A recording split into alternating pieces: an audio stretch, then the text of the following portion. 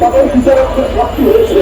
তার আত্মবিক জবাব যে দেশনেত্রী যেমন খালেদা জিয়ার বিরুদ্ধে মামলার কোন প্রমাণ না পাওয়ার পরে এবং খালেদা জিয়াকে সাজা দিয়েছিল, সেই এক বিচারপতি আত্মবিক জবাব কমিশন থেকে এখন তিনি হাইকোর্টের বিচারপতি।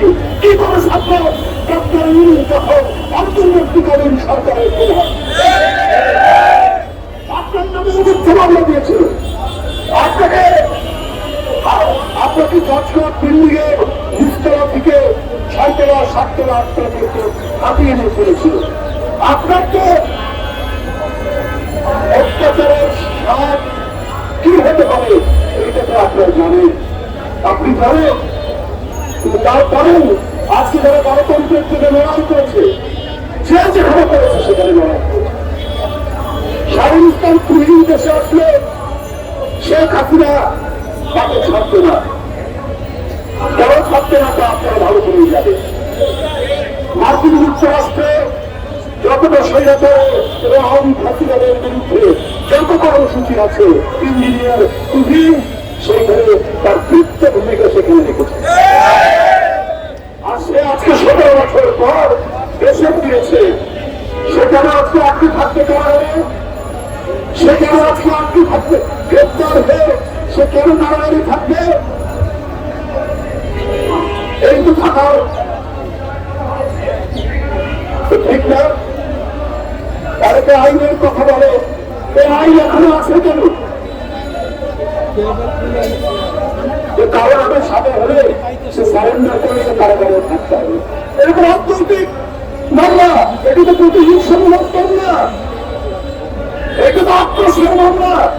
এখানে যে আইন, এই আইন এই অন্তর্বর্তীকালীন সরকার সেই আইন তুলে দেন না কেন? এটা মানুষ তৈরি আইন, মানুষ তৈরি আইন তো সংশোধন হতে পারে। এটা কেন এটি থাকবে?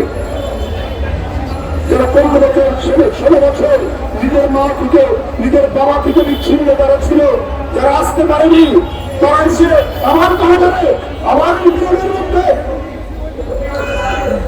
মানবীয়তা বাইরে করেছিল। আজকে মানুষ কিন্তু নানা কথা বলছে, নানা কথা ভাবছে। দর্শকদেরকে দুধ কলা দিয়ে পেশা হচ্ছে এবং তারা হয়তো আপনার সরকারকে নানাভাবে বোঝাচ্ছে। বিএনপির বিরুদ্ধে আপনারা সরকারকে নানাভাবে বোঝাচ্ছে, যেদেরকে বাড়তে দেওয়া যাবে না, এদেরকে নানাভাবে দমিয়ে রাখতে হবে। আমার মনে হচ্ছে বিএনপির প্রতি আচরণের ক্ষেত্রে মনে হচ্ছে এরকম আপনার সরকারের ভেতর থেকে মনে হয় তারা কেউ নির্বাচন চায় না, এখন মূলা ঝুলিয়ে রাখার চেষ্টা করছে।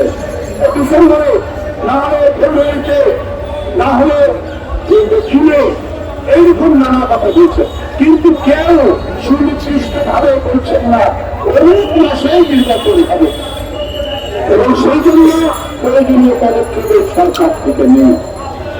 এটা অত্যন্ত সুস্পষ্ট।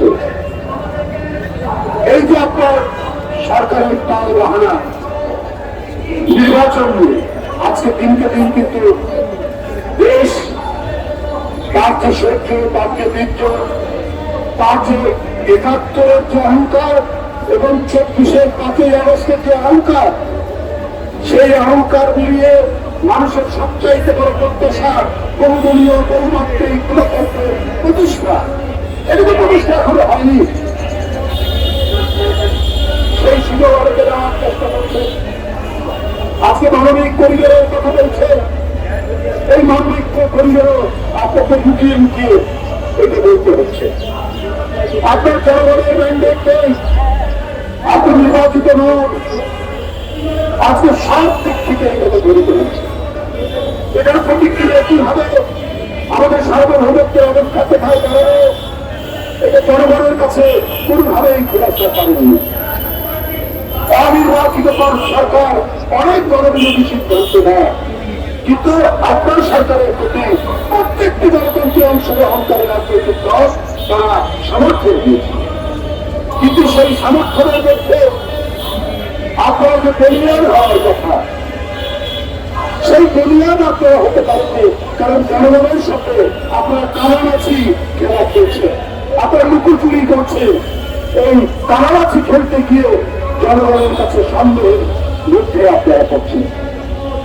আজকে ভারত ফ্রেন্ডশিপ গেম বাতিল করে দিয়েছে। আমাদের মনোনয়ন ভারতের ভোট দিয়ে অন্তর্দেশে দিত। কেন বলছে? আমাদের সাথে তো কোনো বৈরিতা নাই। আজকে পাকিস্তানের সাথে তাদের সংকট তৈরি হয়েছে, সেটা তাদের দুই দেশের পত্রিকার দিল। তাহলে আজকে দিল্লি যে একের পর এক বাংলাদেশ বিরোধী ভূমিকা রাখছে, আপনাদের সেই শেখ হাসিনার মতোই দেখছি। আপনাদের কোনো প্রতিবাদ নেই, আপনাদের কোনো উচ্চ কণ্ঠ নেই, এবং এইটা করলে আমাদের বিকল্প কি, এটাও তো জনগণের কাছে খোলাসা করা উচিত। তাদের মনোনয়ন যাবে আমাদের দেশের উপর দিয়ে, আমাদের নিরাপদ সরস্বত ব্যবহার করবে, কিন্তু আমাদের যে ট্রান্সশিপ্টের ব্যবস্থা ভারতের সাথে ছিল, সেটা তারা বন্ধ করে দিল।